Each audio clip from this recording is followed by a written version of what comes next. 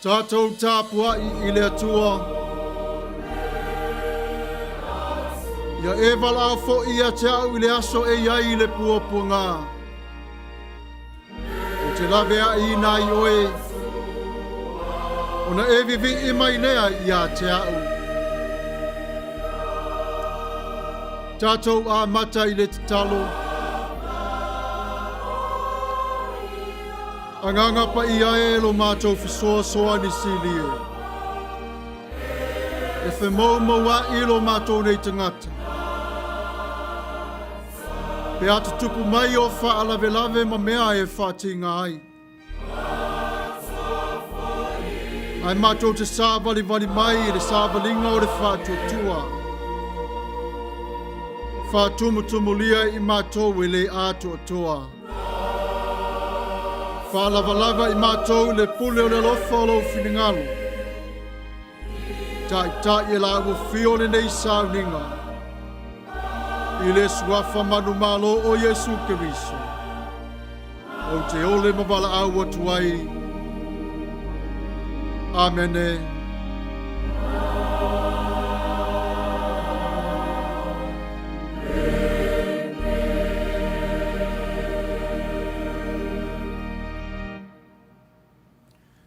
Tatou Vivi'i atu I le tua I le pese o Sauniga.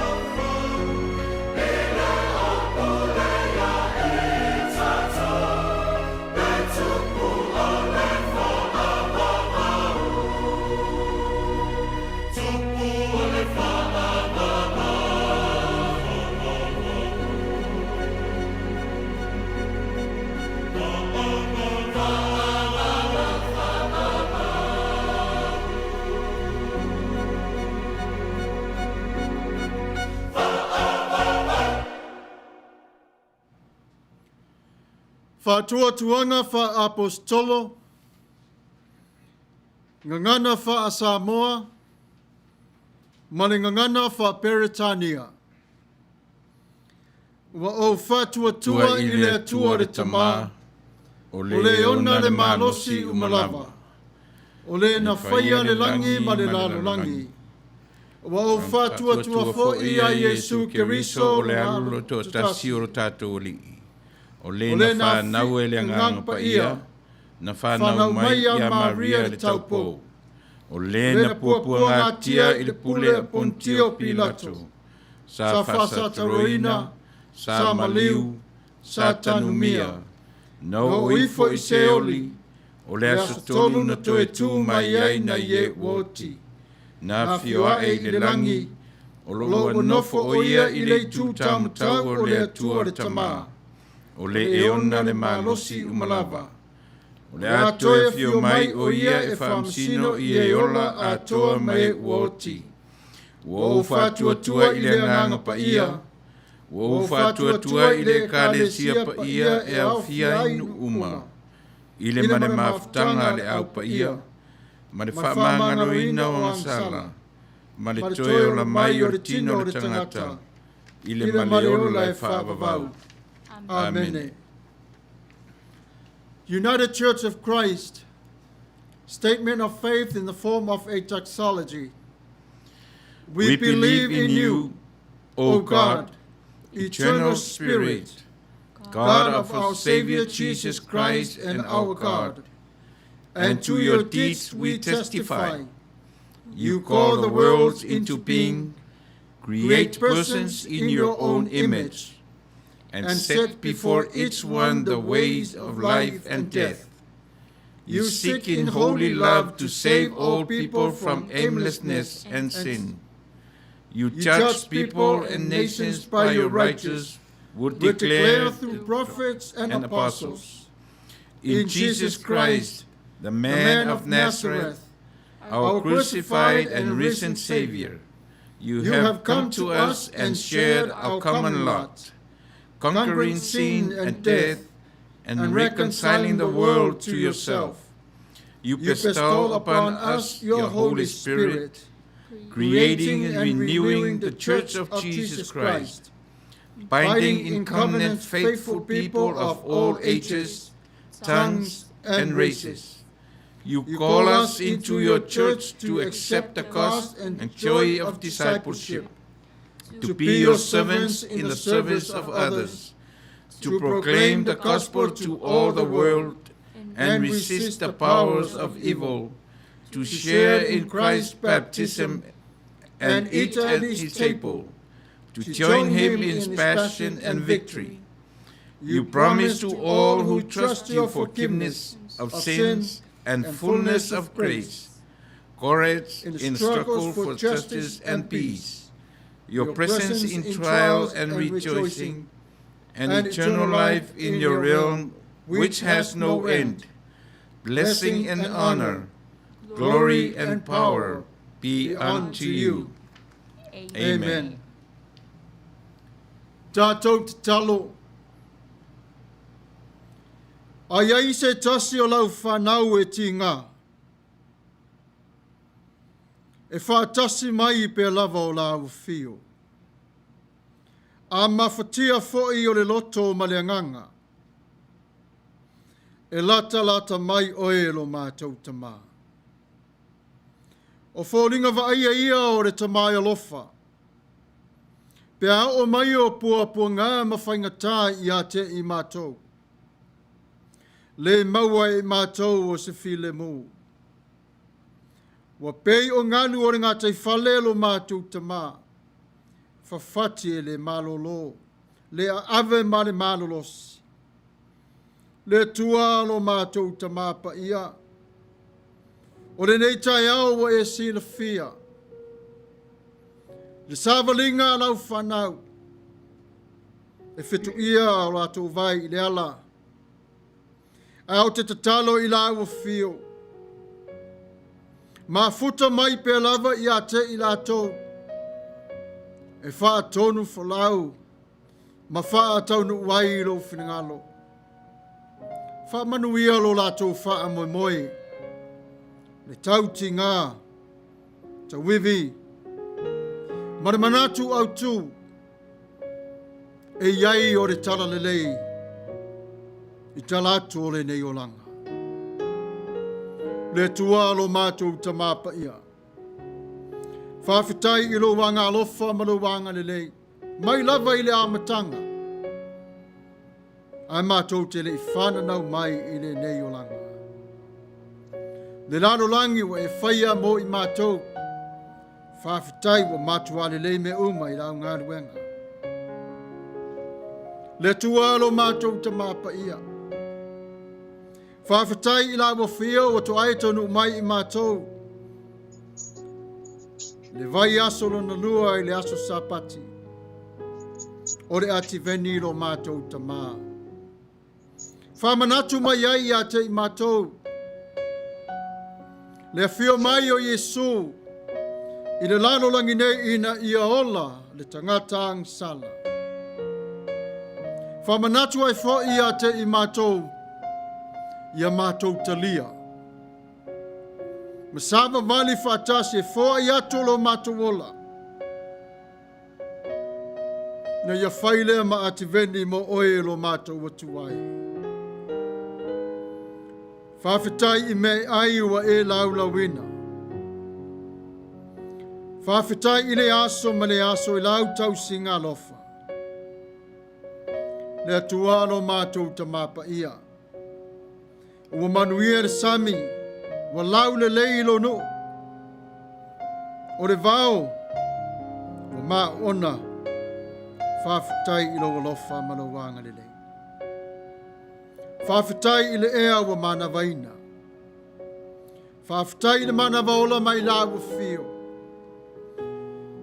Whawhetai lo whailo mai a te I mātou e ala I lau upu. O nesi foi ua e tofia. E whaatangia mai ai o lo pa ia malo mamalu ai le ngata I lea. O fofonga alofa o e lo mātou tamai. La vea I mai I ate I mātou. Mai le vevesi o le nei o langa.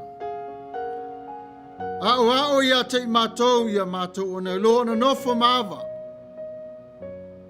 Nofo I le whātua tua. Tāpua I ate oe. A o iai o la wa fio iau ngā ruenga mamana. Whawhetai I lo mātou tamapa ia. Le nei ola wai whaapopo ia te mātou.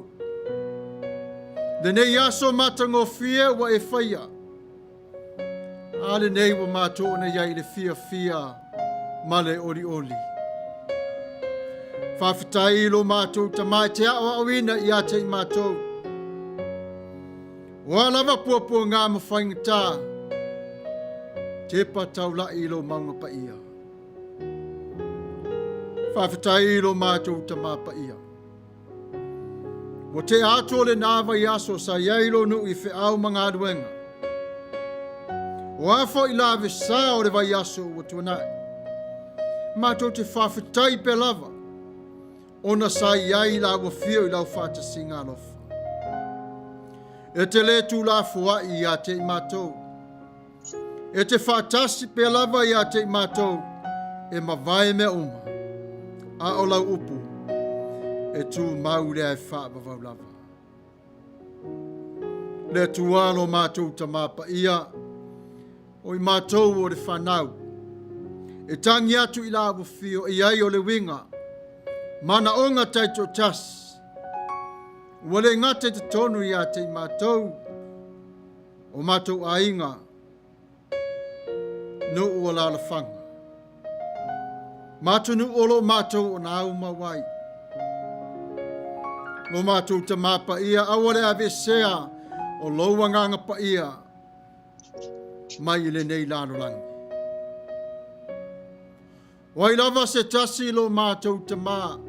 E whatalinga tuli I lau si fonga. O oe o re ta mao re alofa ma re anga le lei. E te tu mau pe lava e whaapa wau lava. A wawa e si la fia e alu aso sa waso. Toi fo I mai o re tangatan e whaia I a te oe. Lo mātou nei mana o ngā lo mātou ta mapa ia. Whalawilo mai a te mātou lo malos. E whesoa ni ai lo mātou ta mapa ia. Ware ngata le mātou whitai ai whaingatā.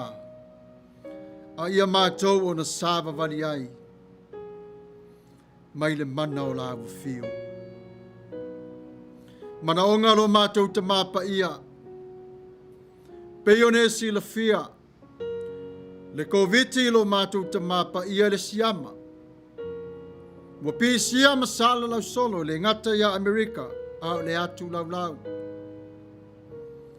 lo mātou te mapa ia mātou te tatalo, i le ata mai la wafio, le poto ma ia te oi, ia te ila toua e filfilia, e vai lua ia i o lo mana, i le sa ilia ina, o le tonga fiti o le nei whamai. Le mana onga i le nei tula i o e moni lava, o nisi ua whai ilangi le wholaunga. Lo mātou ta mapa ia, mafuta atu ia te ilatou i ala i lau wha mawhana whananga. Whai loa o whonga alofa ia te ilatou, ina ia mauaia ilatou o le file mu. Solo i ese lo i mata o le tangi ma le tinga. Mafuta la ufio e wha maluai o lo latou mafutianga. Le tua lo mātou ta mapa ia. Mana onga ia te i mātou le tausiaina o mātou ainga. Wale ngata i ainga i Amerika nei, a o le atu lau ma Samoa. Le tau mawhainga lo mātou ta mā, i le ati na e o le Manuia. Alofa ngia pei o lau masani. Le tua lo mātou ta mapa ia. Samoa malana whainga malo. A mata mai lava i le ao o le malo, le pale mia, ka peneta ma le pale mene. Aile ngata i lea, e whamasina sili, ma matanga ruenga taitu tas. O no umalala whanga, i pulenga whamatai, no wawai lua i ai o lopa ia malo mamanu, wa e tuu fo i ate i la tau o le whamasina on tong. Manuia i ate i la tau. O uso matua whawhine, ta pena atu mo le whainga palota. Manuia i ate i la tau. Pui mai ate i la tau ma le fili ma whaoso songa. La vea i ate i la tau. Tutuila ma manua. Ia i o lofa ma lo wanga le leie pe o lau masani. Mai lava i le kovana le kapeneta ma le pare mene. O whaafio anga lo mātou tama. Tupu mai e o le atunu. Whaamanuia i ate i lātou. Whaamanuia le lautele lo mātou tama pa ia. Fua i ate i lātou le manuia. Pui i ate i lātou. Tai e la wafio i lātou. Le manuia mai la wafio. Amerika malana whainga malo. Motoyo seanga. Uru fale mai o le whainga malo fau. Whaafitai foi le whainga malo. O le atu ua le ie le whale pai pai. Tele me au ngā wa maua i mātou lau whanau. Wa e whao ngā ina le presidente. Malana kapeneta ma le pulenga. Ina ia whasoa so na ai lo mātou nei no nofo i le nei atinu.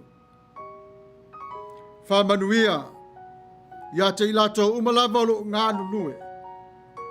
I le alofa ma le angane le o lawa fio. Whamangalo mai ia te i mātou.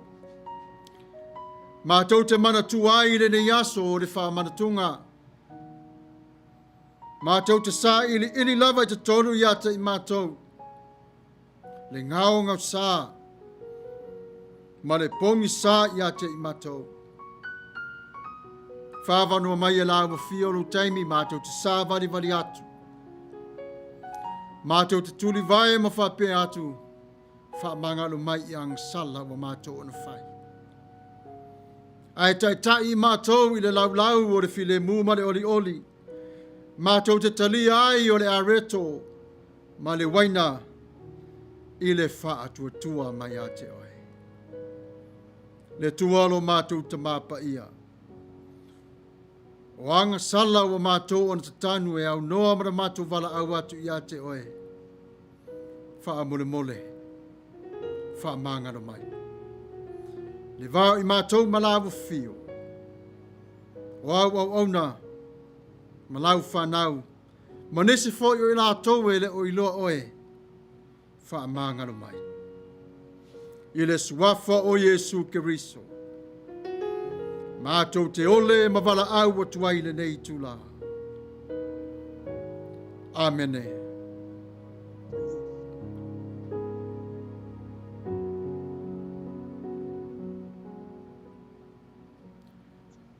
Tatou vivi'i atu i le atua i le vi'inga o Sauniga.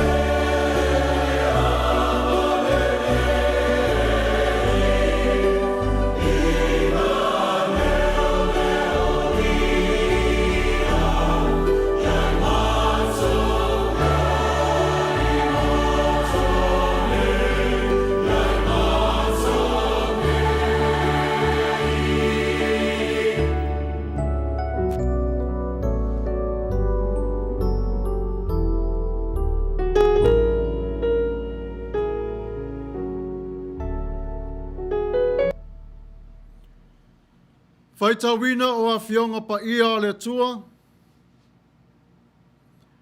Ngana wha Samoa. Whaitawina lea re ti akono. Tala Peili. Mai le si tete o Oklahoma.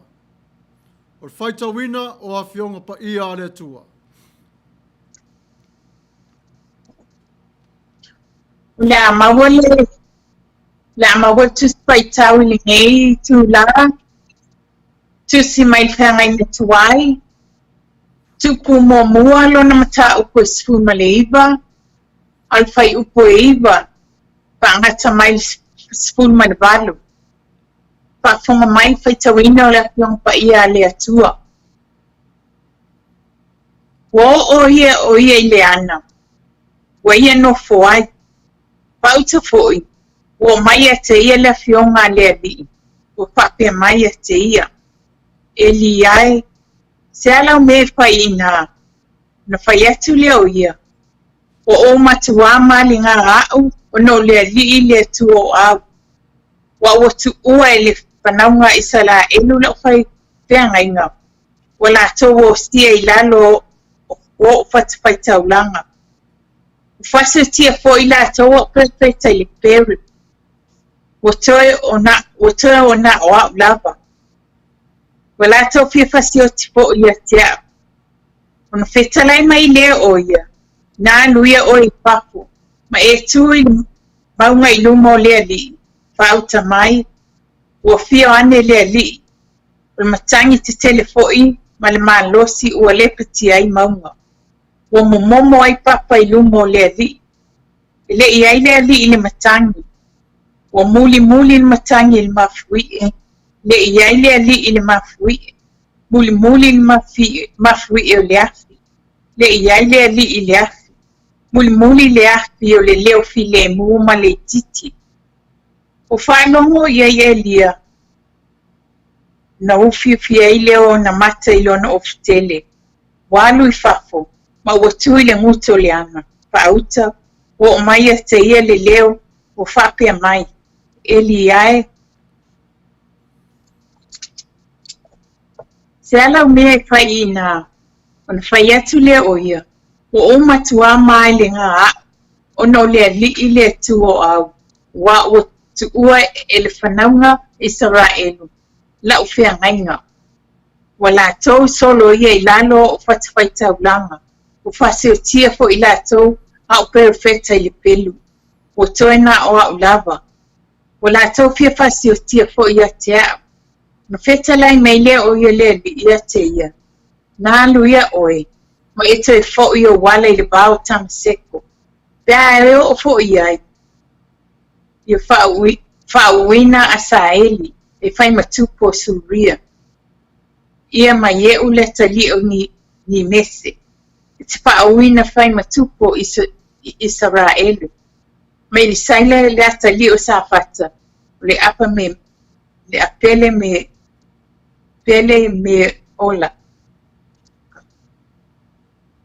e te pauina e fai ma perfecta e sui ai oi ono e sao le pelo asaeli e fasio tia le ye o se sao le pelo ye e fasio tia le Elisaia awo o fa toia te o Israelu e to fitu wafe o ilato uma o e o te o tuli a paala o ilato uma foi o leo songi a te ia paman mia mai le tua i whaitawina wana piong pa ia ia te ia pelevi inga e whaabau lava.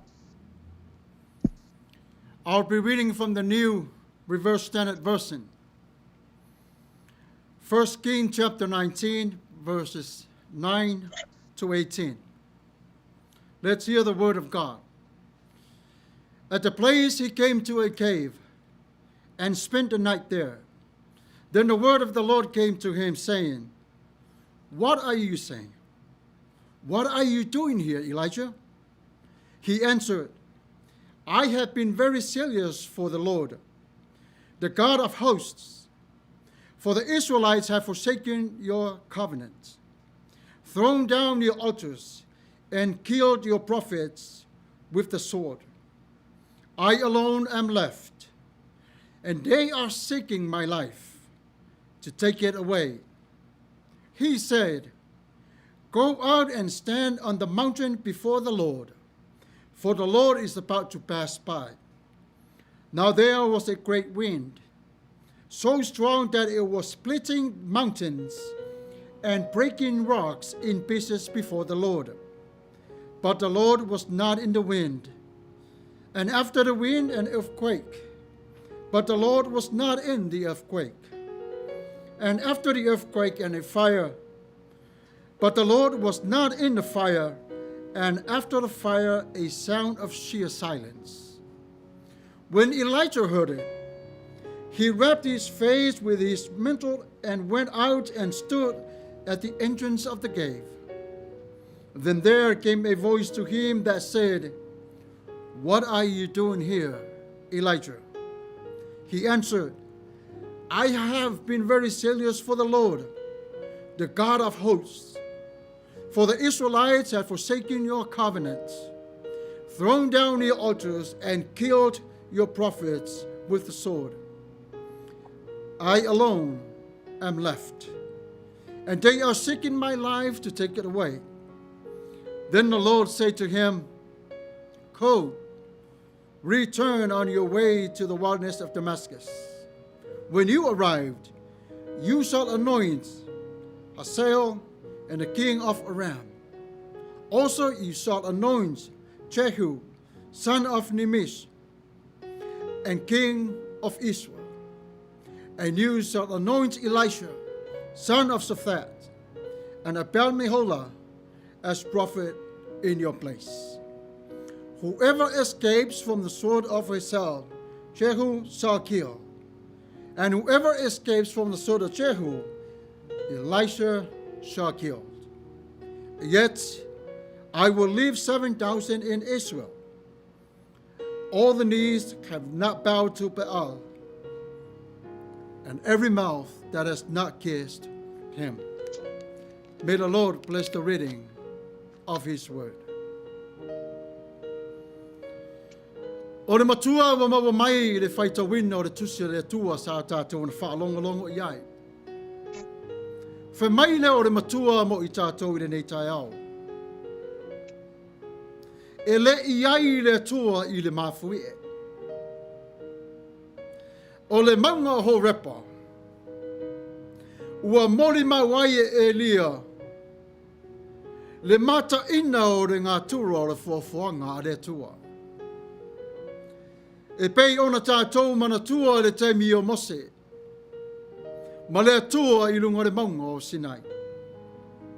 Le whaero mai e le atua i le nātura o fuafuanga o Ielava. Nā iloa e lia. Leanga malu o le sifafonga o le atua. Mai le sifafonga o le file mu. Wha pale pale. Wha lotu tele. Ma le wha malos. Le leo le nā mo i tātou sa moa ma le atu lau lau. Ma ua iloa fo e lia. Le matau tia ma le malosi o le tua. I taimi o puapu ngā ma whawhita auli e tutupu i le o langa o le tangata. E iai vaenga e atangia mai ai le tua i le nei o langa. O angelu, o Yesu Keriso, o le nganga pa ia, ma le tangata wha atuatua. E whao ngā e le tua lo na mana sa fua ai le langi ma le lalo langi. E osi ai o le whengainga. O le alo mai, ma le whaasanga atu. E tausi ai te tonu o le lofa ma le anga le lei, e pui ai o le walo whaina le tamaa. Ia tātou o na sa ili i le loto maulalo. E mau ai i le anga malu i le taele o le loto o lo na lofa. O ani vainga tātou te maua mai le tusi whaita wina. Whai mai o le savili, o le whailonga, o le whaali mai o le mana o le atua. o le afi, na whai loa mai ai lona mamalu, le mafui e, na whai loa mai ai le malosi o le atua, ma le leo file mu ma le ititi, na whai loa mai ai le anga malu, ma le anganga maulalo o le atua. O re atale nā o le puipuinga le atua ia te oe ma. O le matau tia le nā o le atua ta te le fefe ai. Ai ta te salamo mai loa ai o le atua e whaavavalawa. E pei ona tuina atu e le atua o le awhionga paia ia Elia. Elia? O ha mea o lo whai ina. Wa o lafi, wa o fefe ilo ne yola. Wa le ngata ina wha leanga ina o malawa. O mea le tua i le whengainga. O le penu foi wa feoti ai o perfeta. Toe lava o Elia o le toe nei. Wa la tau mana na o foi i lo wala. E pei lava o le tala ia Yesu. Ioe na fio mai e maliu i lunga o le sa tauro. Ina ia o lai le tangata ang sala pe o oe ma. Nei lava se tase e fie whaasa wa iai le lalolangi le ainga o Israel. E mada nao ia Yesu. Le ola lava lea sa whatatoe e le tua mo oe sa moa i le tai au nei. Le maunga la leo ka le varia. Le maunga wapapula ai o tamata sa moa, le maunga lea wa utu ai. O lau whengainga o le toto na masaa mo oe. Ai e tangai i le maunga wa e iloa atu le tua. Ai aua e te maasi asi i lona oti. O le oti o le wha o le tanga. O le olanga fau ma le ola fau o le tangata ua toi a mataina. Fai isi na malolonga. Toi laa i tua toi mafau fau. Mai le vevesi ma le pisa pisa o. O ngai o inga o le olanga nei. A le fau tuanga i a Tatou maua. Le loto maulalo ma le file mu. Faa taritari le faa moi moi. E tua i le Manuia.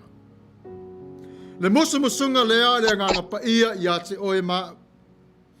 E ato atoa ma le lei o mea uma i a Yesu. Ta pena sauni. Tala mai o ao te su mai. Le lau lau o Sauniga mo o tau. Le lau lau o le oli oli. Le lau lau o le file mu.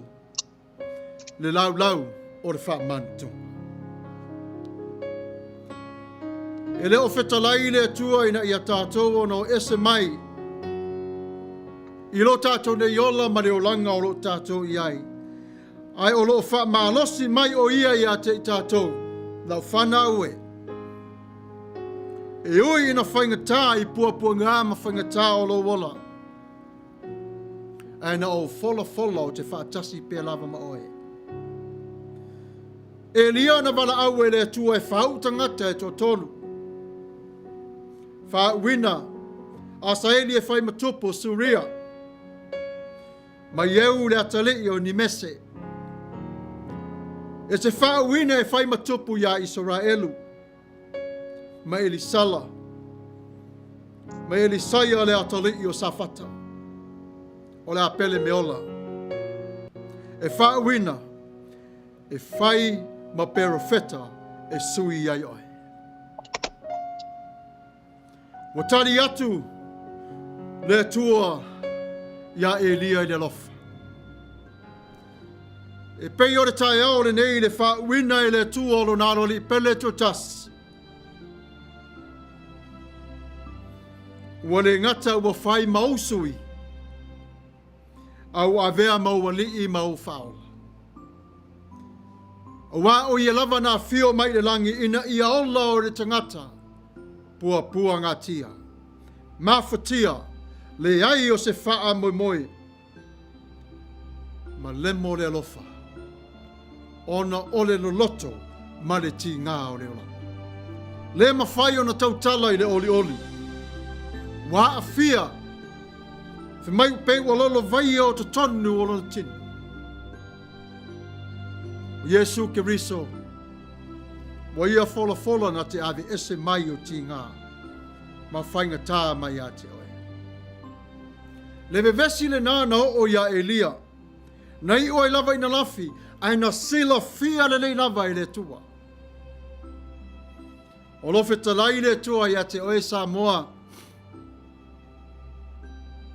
Sau i fafo ma le ana. Ma e tū le ngutu o le ana.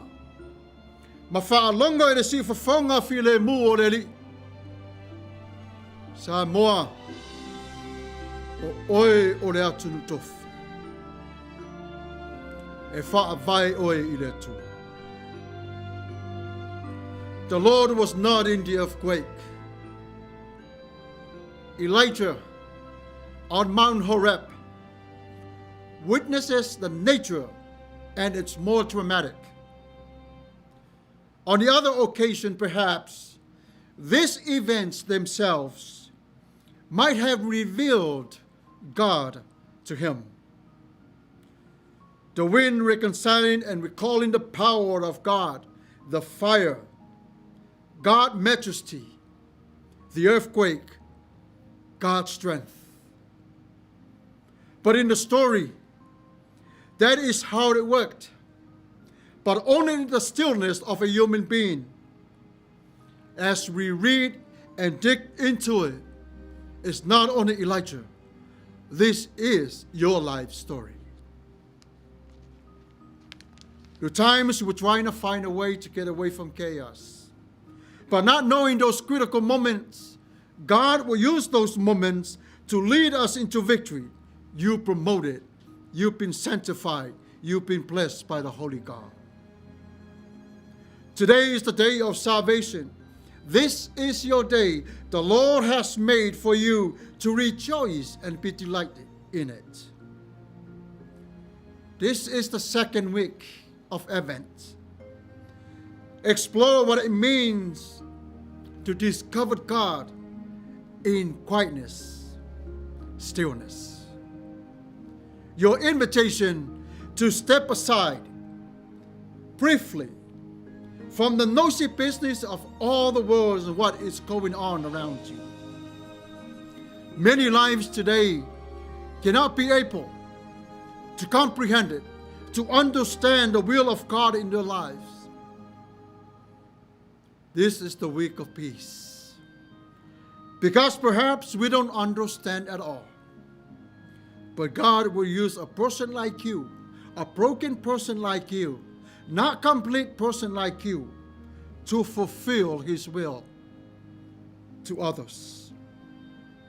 See, God is gentle, loving, merciful, tender, forgiving, and kind. He is not angry at you. He loves you.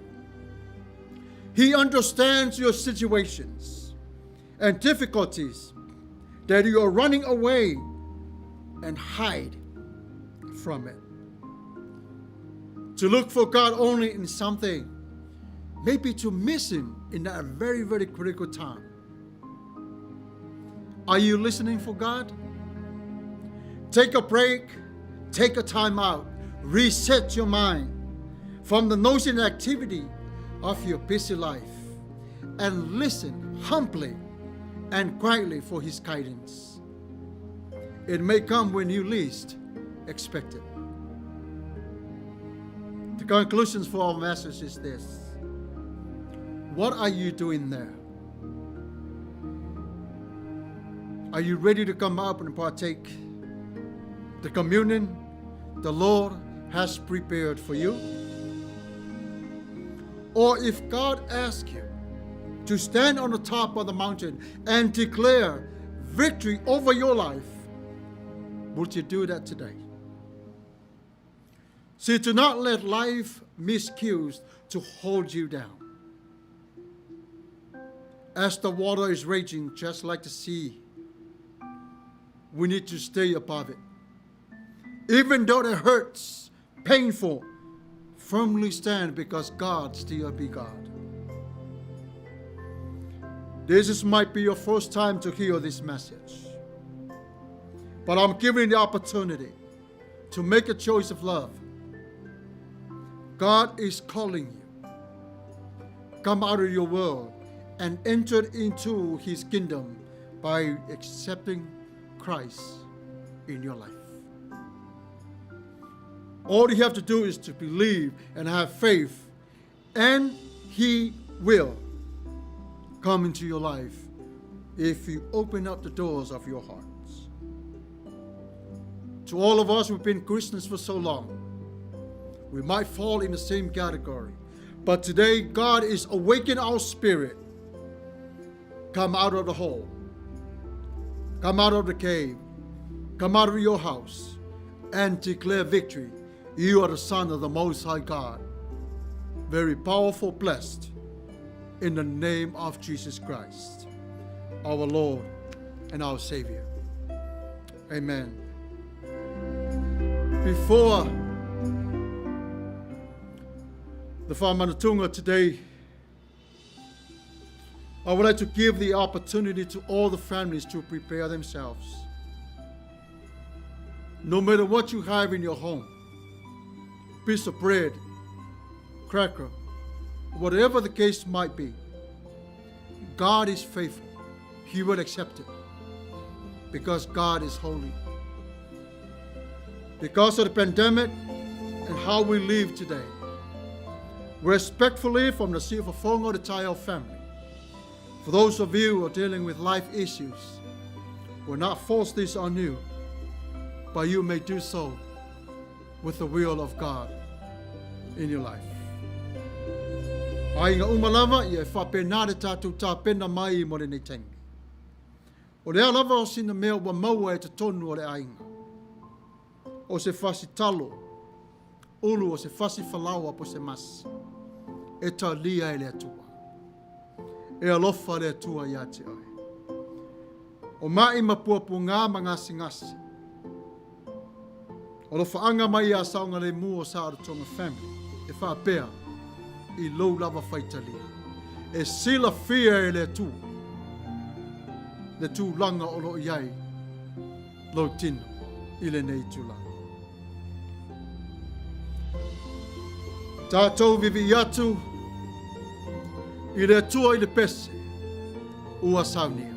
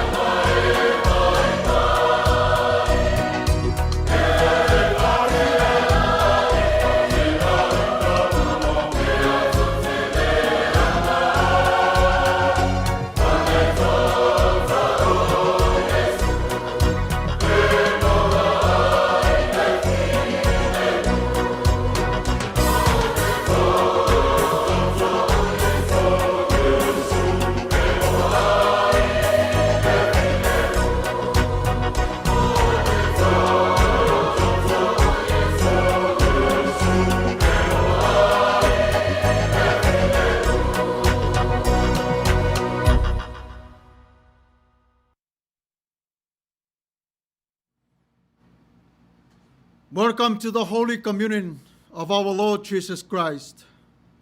We will soon eat bread and drink a new cup of the covenant in his blood, in remembrance of him.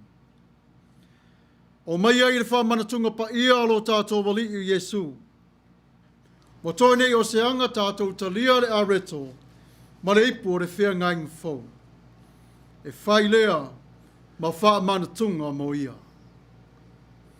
For I received from the Lord what I also handed on to you, that the Lord Jesus Christ, on the night when he was betrayed, took a loaf of bread. When he had given thanks, he broke it and said, "This is my body, that is for you. Do this in remembrance of me." In the same way, he took the cup also after supper, saying, "This cup is the new covenant in my blood. Do this as often as you drink of it in remembrance of me. For as often as you eat of this bread and drink the cup, you proclaim the Lord's death until he comes." Dear friends, the Spirit of God gives life to the world, life that never ends. Here and now, Christ feeds the world. Plenty for all, enough for today. Come to the table of justice and joy. No one will be turned away. No neighbor in need will go wanting. Let praise go up to God our life, for every creature on God's good earth. Le au pele, o le anganga o le atua wa mawai e tātou leola. Leola e whaavavau. Le nei lava aso o lo whawhanga pe lava e Yesu o e ua whaatuatua matalia o ia. Le areto ma le waina, ua lava matatoe mo tangata uma.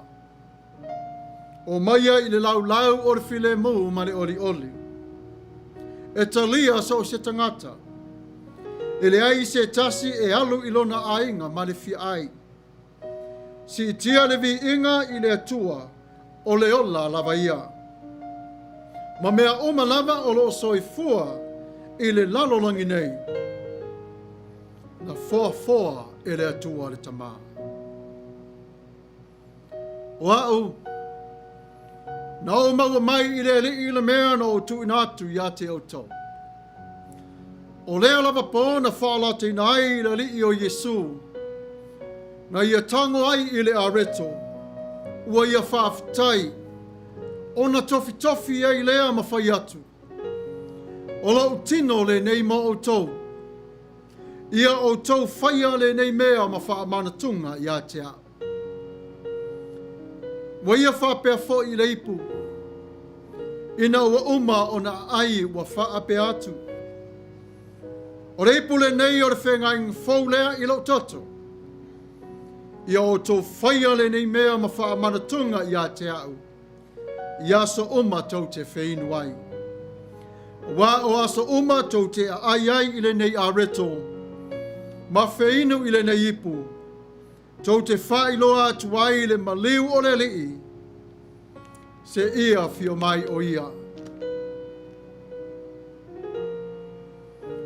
O le tatalo, o le whapaiaina ma le whamanuiaina o le areto ma le waina. Ua Sauniga lea ma ua whapaiaina i le atua lana o ao. Tuila epa, whaafitai sua. Tatou tatalo.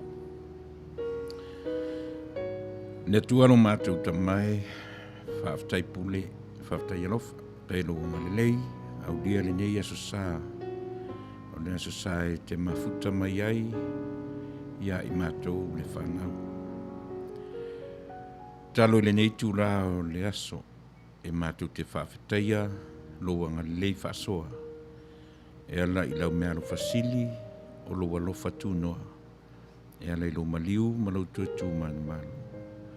La mātou tapena e vangaia le whaerunga ina o lo tino maliu na whaamomomoina le areto e whai ma whaamanatu ia I mātou. Lo toto pa ia na whaamalingina e whai ma whaamanatu ia I mātou. O le whaamanatunga I le tangata angasala ma le tangata leanga. Mātou tio atu I o luma I le nei tula. Whaaftai mo le areto, whaaftai mo le waina. I o mātou talia ma le ori e Vivi'i ai laufio. I le whaoratanga wa e tapena ina mo so si tangata. No o Yesu le li imat whaola ua wala awai. Amen. Amen.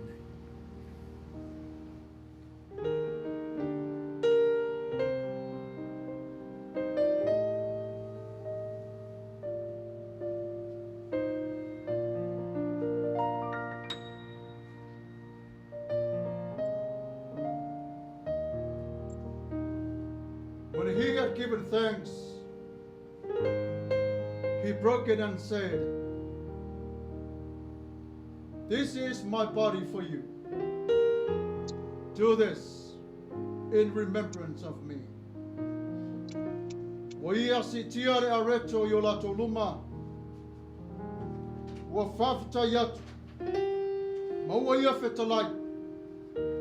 O lo tino le nei wa tof tofia ma uto. E fai masui o uto. Ia o tō whaia le nei mea. A wha mana tunga ia te. Ia so tō te ai.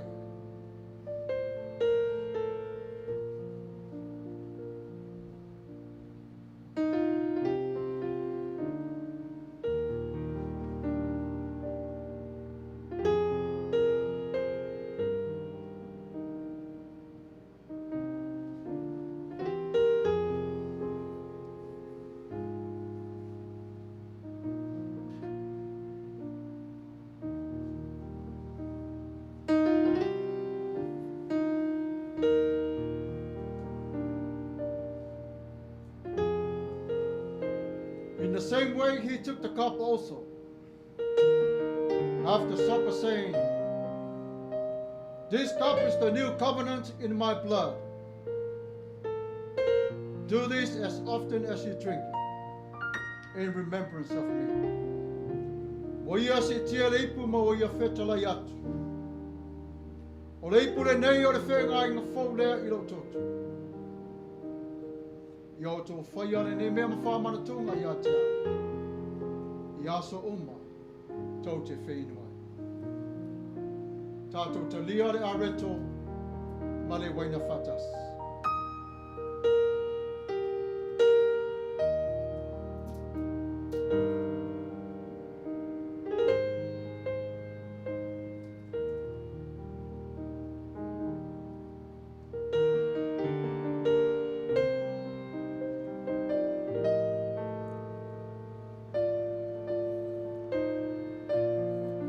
Tatou te talo e ufi ai o whamantung.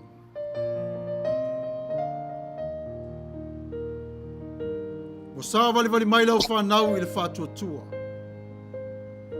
Mo e talia fo'i I lātou. Ua mangalo fo'i o leu ma wha le tonu. Mo Manuia fo'i I lātou o lo I ngasi. Tino ma le mawhawhau. I le malea whata sia le tangata malau whiu. Whawhtai le tualo mātou tama.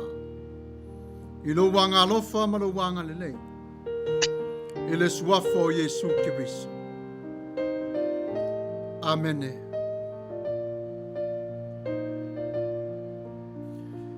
Tatou Vivi'i atu I le atua I le pese wa Sauniga.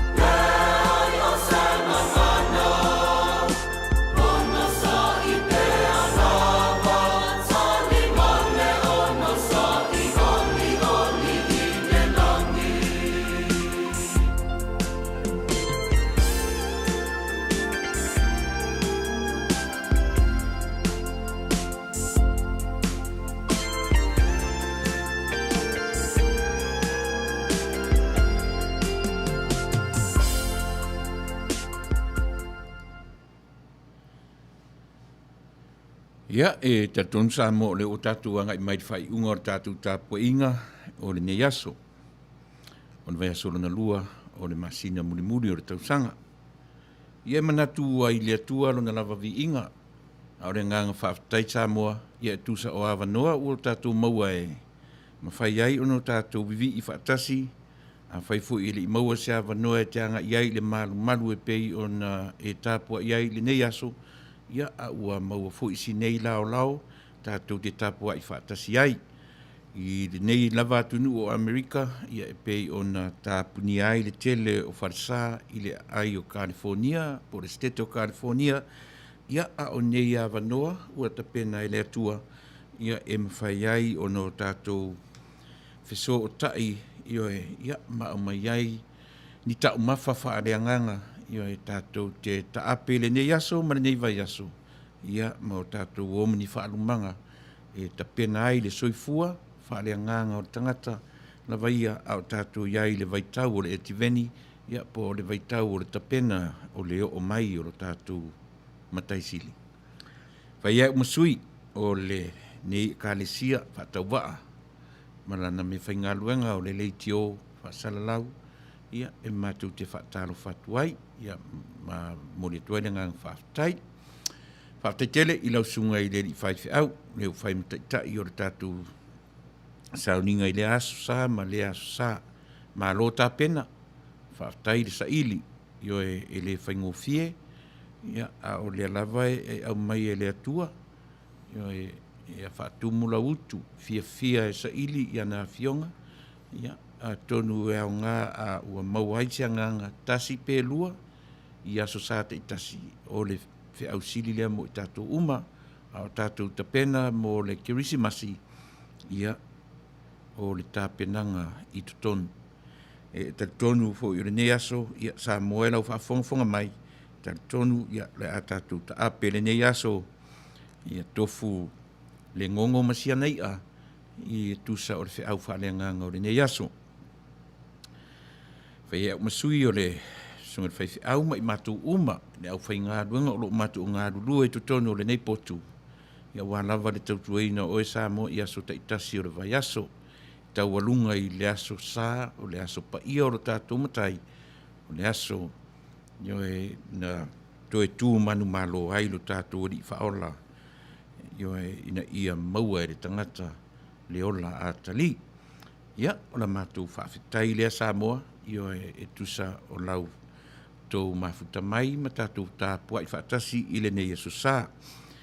Nei whaafetai whaapitoa, io e ia mō nei kālesia, ma fioanga e pei o no mātou whaangaina a nātou Vivi'inga e pei o le whakasa mai le Kanesia Hutt Valley, New Zealand, mātou te whaangaina le lātou amata Lotu o le korisi whawhaiwhi au I Malua Theological College Choir, io e pefo na mātou whangaina, ia, le pese na amatai, ma le pese e whaaiu, ia ta mātou, io e tāpo inga ia sate. Tasi, o le kalesia mai le tawhatoru e whaka asai San Jose, California, whapte tele, ia, e ngata lea, o le pese na tapena ina mai e le kalesia le fioanga, e whaka asai whangasa Amerika Samoa, ia, ma le pese na mātou whangaina, o le pese mai a polima uta e whakasa I Samoa, ia e le mwhaia o no mātou tuua ilalo le anganga whaafetai, io e whaailoa I fo'i ia vaenga o lautou o tau whaiwaro filima, io e ia o lea o mātou whangaina e atoa iai la mātou tāpenanga I tutonu o le potu whaasalau nei, e le mwhaia o na tuua ilalo tu ngā lamepa, ia le lautou ngā luenga ma lautou whita I tunga, ia e ala I Vivi'i ngā o le atua tātou te tāpua I whaatasi ai, a mori nei lava vai aso Samoa, ia ta pena whaaretino, le mafofau sili le anganga, a e are ngā luenga o wha malu mai o le nā vai aso, whia ngā iai tātou whi au ma ngā luenga masani, ia Manuia, lau tā penanga, ia mani ta pena atu, I le whaai unga o le tātou sāwalinga o le nei tausanga, Manuia tele, Samoa le anga I atu I le whaai ngaina, o le Omai o le pepe o le kirisimasi, ma se tausanga fau fia. Manuia tele, soifua, mai Manuia. Tatou whaiu I le talo. Whamanuia lau whanau le tualo mātou tamā. Tei tō tasi I la tau malawa whio. Whātumulia ina I la tau. I whamanuianga o le alofa mareanga le lei mai a te oi. I maua I la tau le malos. File mu, ma le oli mai a te oi. Pui a te I la tau. Tu mau mai pea oi a te mātou lo mātou wali ie. Nei se ia o atu I le whaavavau lava. Amene.